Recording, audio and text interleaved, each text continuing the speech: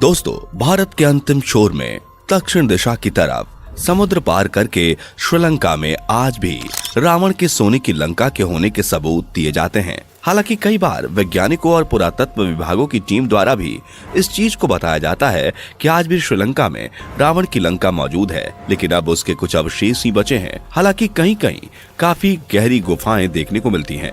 कहा जाता है कि इन गुफाओं में आज भी सोना चांदी मौजूद है, लेकिन कोई भी उन गुफाओं में जाने से डरता है, क्योंकि लंका का राजा रावण एक ब्रह्म राक्षस था और मायावी था। बड़े बड़े जादू उसके बाएं हाथ के खेल थे।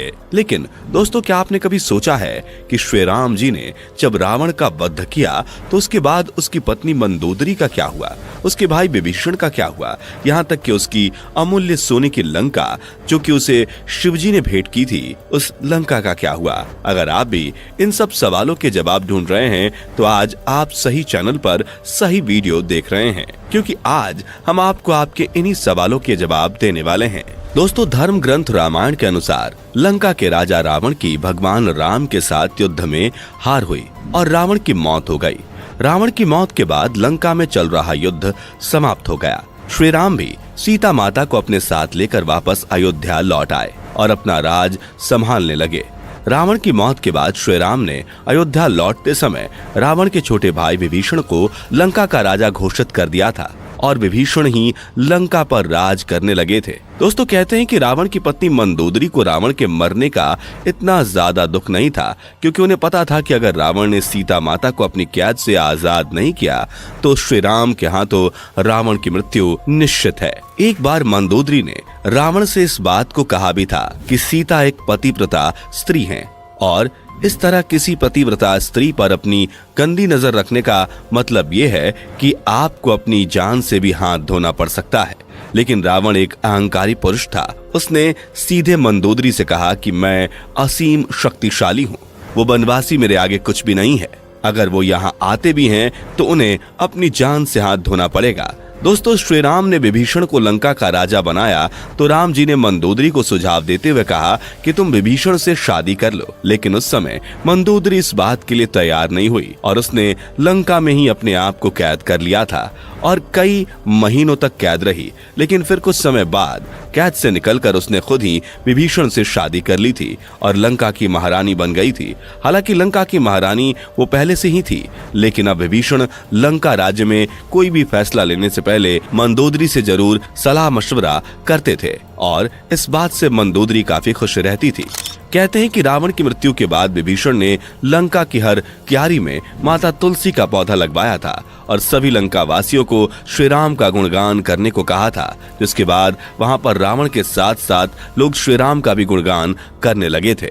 दोस्तों, कहते हैं कि श्रीलंका एक शापित जगह है और वो देश कभी पूर्ण तरह से फल फूल नहीं सकता, क्योंकि उस जगह कुछ शाप लगा हुआ है कि लंका और उसके आसपास की भूमि में कोई भी पूर्ण रूप से खुशहाल नहीं रह सकता है। वहां पर किसी न किसी चीज की कमी रहेगी। दोस्तों, ये श्राप सीता माता ने ही रावण और लंका वासियों को तब दिया था जब वो अशोक वाटिका में कैद थी और श्री राम की याद में बिना पानी की मछली की तरह पल पल तड़प रही थी। तब उन्होंने गुस्से में कहा था कि जिस तरह आज मेरे पास सब कुछ होते हुए भी कुछ नहीं है, उसी तरह ये लंका और यहाँ के वासी खुशी पाने के बाद भी खुशी को तरसेंगे और आप लोग कभी आगे नहीं बढ़ पाएंगे। इस लंका और लंका वासियों का कभी भी उद्धार नहीं होगा, जिन्होंने मुझे मेरे प्रभु श्री राम से दूर कर दिया है। इस चीज का जीता जागता उदाहरण आज हम देख सकते हैं। श्रीलंका देश वास्तव में आज भी नहीं पनप पा रहा है। दोस्तों, जब श्री राम और रावण का युद्ध हो रहा था और विभीषण के कहने पर जब श्री राम जी ने रावण की नाभि में तीर मारा और रावण मरणासन अवस्था में गिर पड़ा, तो रावण के मरने के बाद उसके शव को राक्षस लोक के कुछ राक्षस उठा कर ले गए। कहते हैं कि रावण का शव आज भी राक्षस लोक में रखा हुआ है और राक्षस योनि में जन्मे कुछ बड़े राक्षस रावण को जिंदा करने के लिए पूजा अर्चना में लगे हुए हैं। दोस्तों, ब्रह्मा जी के दिए हुए वरदान के अनुसार रावण अमर था, लेकिन कहते हैं कि रावण खुद ये चाहता था कि श्री राम के हाथों उसकी मृत्यु हो, क्योंकि वो जानता था कि अगर उसकी मौत भगवान के हाथों होगी तो उसे इस राक्षस योनि से छुटकारा मिल जाएगा और उसका उद्धार हो जाएगा। इसलिए उसने जानकर भी सीता माता को अपनी कैद से आजाद नहीं किया।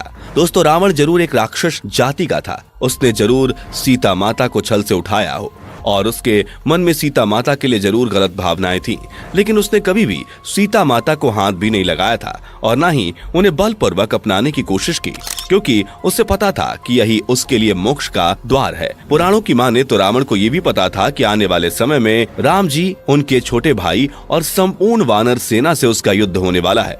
दोस्तों, जब रावण से युद्ध के समय श्री राम के छोटे भाई लक्ष्मण जी को शक्ति बाण लगा तो उस दौरान उन्हें बचाने के लिए वैद्य ने रुमासला पर्वत से संजीवनी बूटी लाने को कहा था, जिसे हनुमान जी लेकर आए थे। उसी रुमासला पर्वत का कुछ हिस्सा श्रीलंका में आज भी मौजूद है। इसे आज के समय में रुमासला पर्वत के नाम से ही जाना जाता है।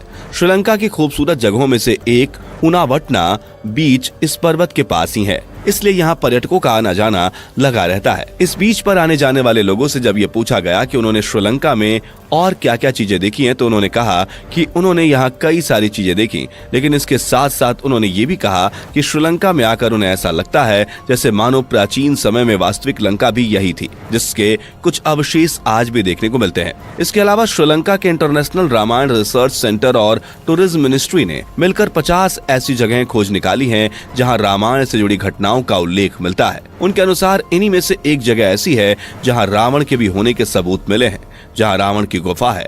ये गुफा काफी ऊंचाई पर है। कहते हैं कि यहाँ आज भी रावण का शव सुरक्षित रखा है। शोध में यह भी बात पता चली है कि रावण इसी गुफा में पूजा पाठ और तपस्या करता था। रेगला पहाड़ी पर यह गुफा करीब 8000 फुट की ऊंचाई पर बनी है, जहां 17 फीट लंबे ताबूत में रावण की मम्मी रखी हुई है।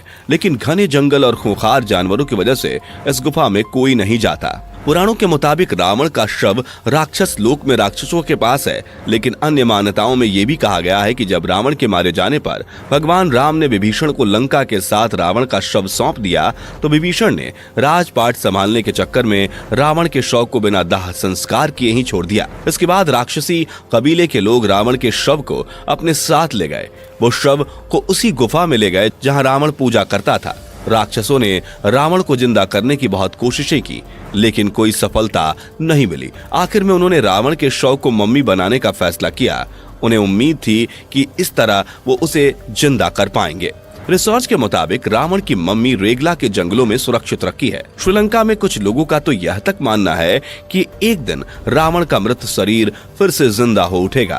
दोस्तों, रावण का शव जिस ताबूत में रखा गया है उस पर एक खास किस्म का लेप लगा हुआ है। कहते हैं कि इस लेप की वजह से ताबूत आज भी सुरक्षित है। ये ताबूत 18 फीट लंबा और 5 फीट चौड़ा है।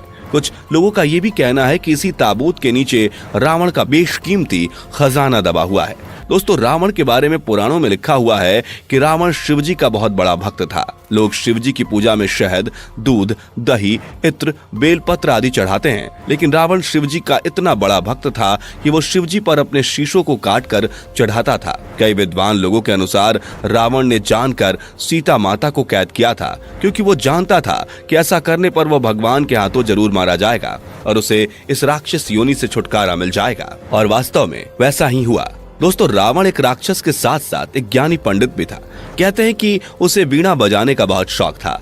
शिवजी की आराधना के बाद रावण अक्सर वीणा ही बजाता था, लेकिन उसके जीवन की एक गलती ने उसके जीवन को ही खत्म कर दिया। इन सबके बावजूद आज भी रावण की पूजा होती है। आपकी समझ में क्या रावण सच में एक पूजने लायक प्राणी है? आप अपने विचार जरूर हमें कमेंट करके बता सकते हैं। जाने से पहले वीडियो को लाइक शेयर जरूर करें और ऐसी वीडियोस के लिए इस चैनल को सब्सक्राइब करके बेल नोटिफिकेशन को भी जरूर ऑन कर लें। धन्यवाद।